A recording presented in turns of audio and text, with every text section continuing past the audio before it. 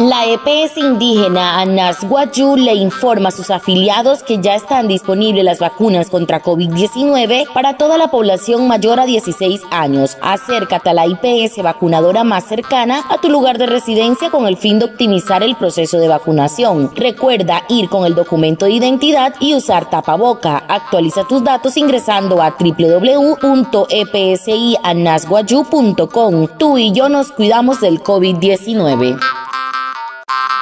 EPSI ket Anasguayú akuhas namu inaguayú semahana kana sana 8 makunas pura hat katareya ho COVID-19 munakat na pura na pushwaya na ekai na latta ina ouye se suri poro ajpiro mehuya perut ka pasuru mutamakuna ripehekat hanai soto hai ru pa kararo se ke cherhia otahunok tir pahunuris masnuria human suru tu kachuer www.epsianasguayú.com munakat hiakana otawayakana ay mahirashi we suri ta tare COVID-19 manaka.